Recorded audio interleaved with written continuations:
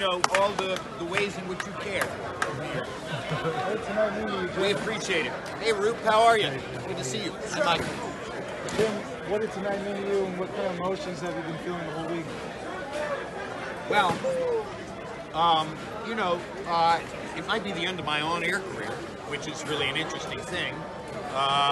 And my on-air career began 44 years ago, and it was something of an accident because I wasn't looking to be a television commentator. I was looking to be an executive, and I went to graduate school at the University of North Carolina trying to learn how to be a broadcast executive. And while I was there,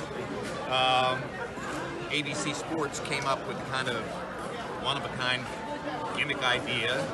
They wanted to put a college-age announcer, close to college-age announcer, on the sidelines of the college football telecast, and there was a national talent hunt, and I was chosen from that. So I became a guinea pig for something that nobody knew whether it would work or not. And I went out and did something that had not been done before, and that ultimately led to 44 years of going from one opportunity to the next and one step to the next and putting one foot in front of the other. And eventually I landed at HBO Boxing, and the first moment that I came to this network and began covering fights here, I'd covered fights at ABC, and I knew that my destiny was boxing, and I had always wanted my destiny to be boxing, and I got started at ABC, and once I was covering fights at ABC, it only made sense to want to cover fights at the place that was doing the best boxing telecast on the air. And I'll never forget the first fight I did for HBO, February 26, 1988, in Tokyo, Japan, Mike Tyson against Tony Tubbs. At that moment, I had 13 years as a network broadcaster. I'd been to 5 Olympics.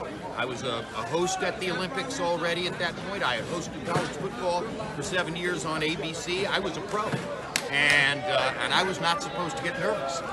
And at that first telecast for ABC in Tokyo, my hand shook on the microphone, and I was shocked. I was standing in front of the camera doing a live on camera, and I realized that my hand was shaking. And in the truck, the director had to tighten the shot so that it wouldn't be distracting for the audience that my hand shook. And when I walked away that night, I had to think to myself, why in the world did I get so nervous? And I realized that I got nervous that night because, to me, this was the Holy Grail. You know, this was, to me, as high as you could go to do boxing on HBO. To do a show where you didn't throw to commercials. To do a show where you worked with people like Larry Merchant and all the other people that I ultimately worked with. And to do a show at the television network, which is more honored for its work in more different areas than any other network in any country in the world. That was why my hand shook that night.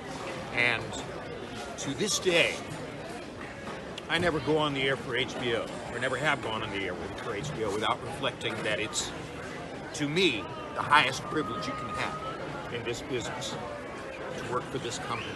So to have been given 30 plus years of that, and to have the right to be the person who stands here and says goodbye for this particular institution is a privilege that's beyond indescribable.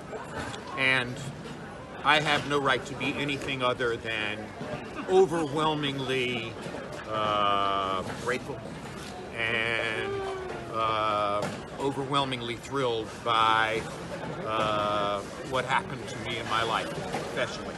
And if I never work on the air in television again, which is quite possible, I'm cool with that. Because I had a life that far exceeded anything I could have imagined. And every bit of it was an unexpected gift. So that's how I feel tonight. I feel like the beneficiary of a totally unexpected gift. It was great. Thank you. Thank you. Thank you so much.